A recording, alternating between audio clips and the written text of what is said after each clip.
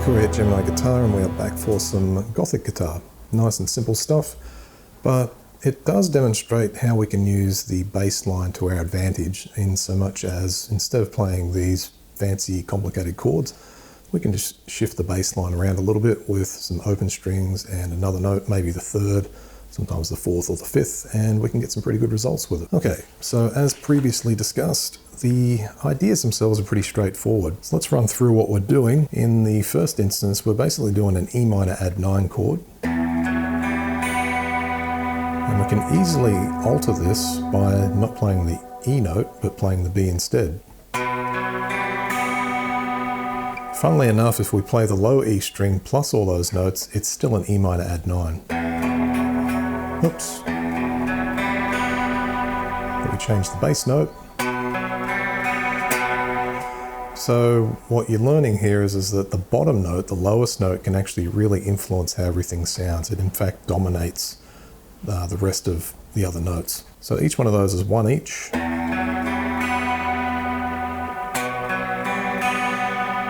And pretty straightforward from here. We just change this to a G note now. Back to the B note. So our basic progression we're inferring from this is E minor, B minor, G, and B minor. And you could also use those chords later on if you would like as well. We're going to start out the same way on line 2.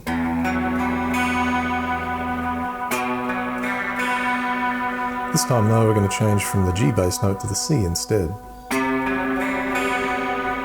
And then a Bryan Adams style chord. And if I remember correctly, he used that one in Run to You,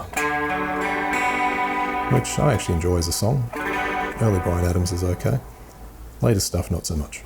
What we're going to do to finish with then is more of an Iron Maiden style clean descending. So we've got our E bass note at 7 on the 5th with the 4th fret on the 4th string. So basically inferring the E minor chord.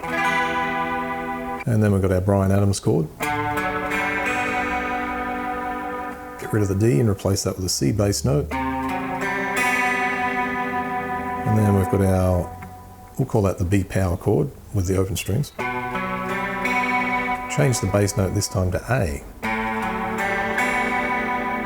Kind of like Metallica style. Have that one go, fade to black.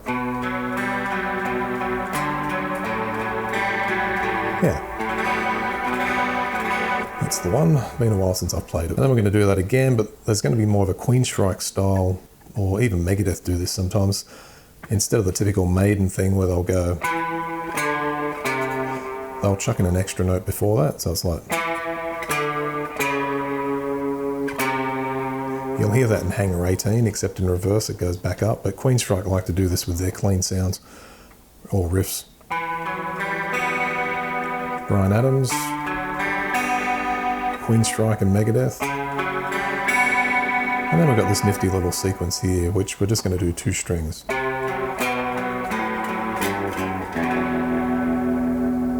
So all I'm doing there is the 3rd on the 5th and the 4th on the 4th.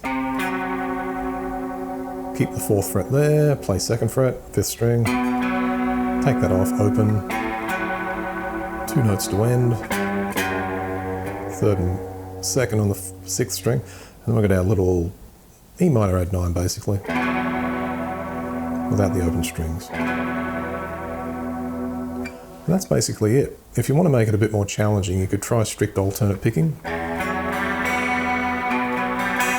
You can still use downstrokes. I tend to use 2 downs, and then what else do I do? Actually, I use 3 then an up, 3 downs then an up. And it's slow enough to get away with that, so that's another good option there. If you wanted to, though, with the alternate picking, you could flesh it out a bit more, like...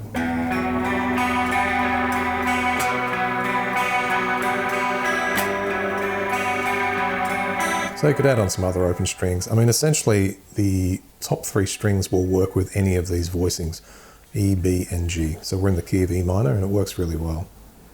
In any case, that wraps things up, so have fun with it, and I'll see you soon for the next lesson. Until then, bye for now.